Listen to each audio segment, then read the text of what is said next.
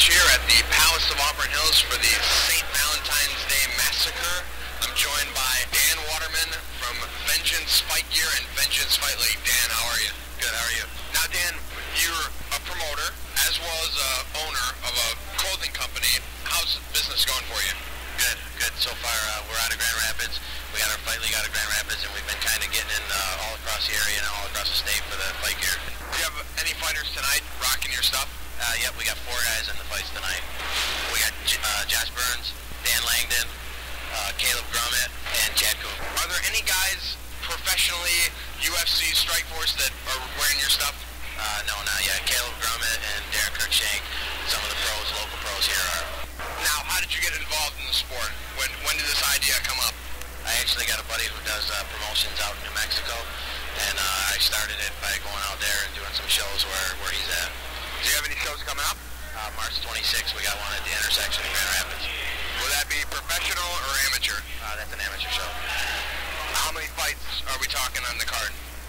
Probably about 20. Usually that place is it's a great draw for fighters. A lot of guys want to fight there, and we usually end up having to turn fights away, just topping it off at 20. Venues like this, we're seeing the UFC came into Palace. They had a phenomenal show. Tonight we're going to see a phenomenal show. How does a clothing company like yourself get on these big stages? What do you have to do to get in this stuff? I think the fighter community is a tight-knit community, and you got to get in with the fighters, and they got to know that they can trust you to come through with the promises you make.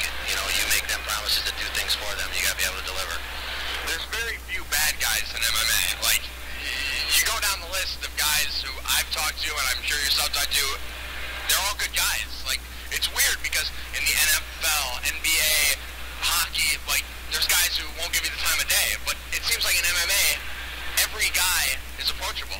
Right, yeah, I agree with you. I feel like it's the same way. I think every guy's open to hear what you have and to talk with you, and it's great. It's great for the sport.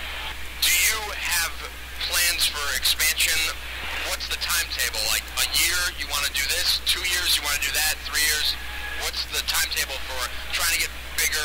Is it just going after fighters, or is it letting them come to you? What is it? No, we're targeting certain fighters, but we're also taking some of the local fighters that we know have potential to go on the big stage and trying to support them so they can financially have the means to get where they need to be. The guys you're sponsoring are also guys who are fighting for your promotion, correct? No, because all of our promotion stuff is amateur, and the guys that we're sponsoring right now are all pros. But that would be a good way for you to get these amateur guys who are turning pro your gear and you've already started to build a relationship with them being on your cards. Now it'll just make the process much easier. Right, yep. Guys who come through us in the amateur ranks, we support those guys as they turn pro. They usually are staying loyal to us, and then they continue to be sponsored by us. Was that you were a fight promoter first and then a clothing, or did you start promoting fights to build your clothing brand? I started doing the fight clothing first,